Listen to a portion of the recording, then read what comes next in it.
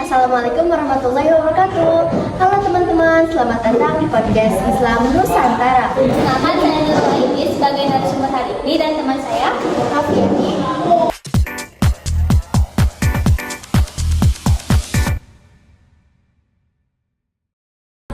Hai, senang banget loh kita bisa ikut ngobrol di podcast ini. Oke, kita langsung saja ke pembahasan yang pertama. Jadi siapa sih itu Syekh Nuruddin Al-Amiri? Jadi, Syekh Nuruddin Al-Amiri adalah ulama besar abad ke-17. Nama lengkapnya yaitu cukup panjang, yaitu Syekh Nuruddin Muhammad bin Ali bin Hasani bin Muhammad Hamid Al-Amiri Al-Quraisy.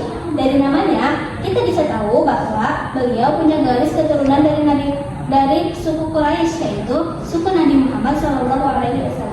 Wah, berarti latar belakangnya sangat kuat ya dalam Islam. Betul, ayahnya adalah seorang pedagang Arab yang juga aktif dalam pendidikan agama. Jadi, sejak kecil, Syekh Nuruddin sudah dekat dengan dunia keilmuan Islam.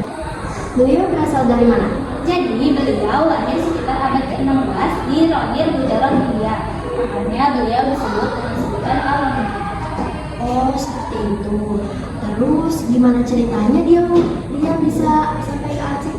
Nah, pada tahun 1627 Masehi, Syekh Nuruddin Al-Amiri datang ke Aceh. Awalnya, dia cuma belajar bahasa Melayu di sana. Terus, karena bahasa juga penting buat dia berdakwah. Nah, kemudian dia memperdalam ilmu agamanya saat menunaikan ibadah haji. Oh, tapi beliau sempat gak cocok dengan ajaran yang berkembang di Aceh. Benar, saat itu Aceh terkembang paham tentang tasawuf wujudiyah yang diajarkan oleh Hamzah Al-Farabi dan Syamsuddin As-Sumatera. Nah, Syekh Nuruddin menganggap paham ini perlu diluruskan agar tidak menyimpang dari akidah Islam. Lalu apa peran beliau di Aceh? Yaitu Syamsuddin As-Sumatera diwakilkan Sultan Iskandar mempercayakan Syekh Nuruddin untuk mengisi jabatan penting.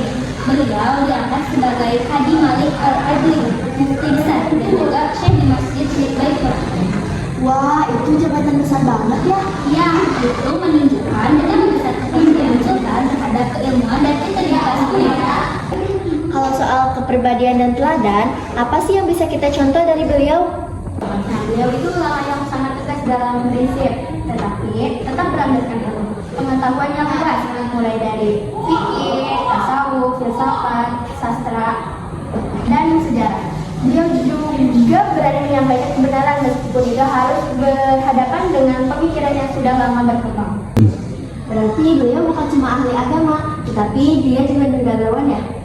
Betul, beliau adalah ulama sekaligus pemikir besar yang berperan dalam perkembangan tradisi Islam di Nusantara. Ngomong-ngomong soal karya, beliau itu produktif gak sih soal nulis buku? Beliau itu sangat produktif. Beliau menulis sekitar 30 kitab. Salah satu yang paling terkenal adalah Bustan As-Salatin yang membahas sejarah, pemerintahan, dan ajaran Islam.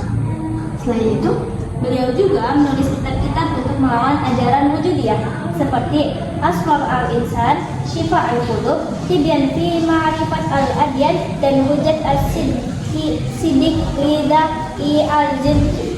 terus bagaimana sih akhir perjalanan hidup beliau? Nah, setelah polemik panjang dengan pengikut wujudiyah, Syekh Nuruddin akhirnya kembali ke Gujarat, India. Beliau wafat pada tanggal 21 September 1658 Masehi.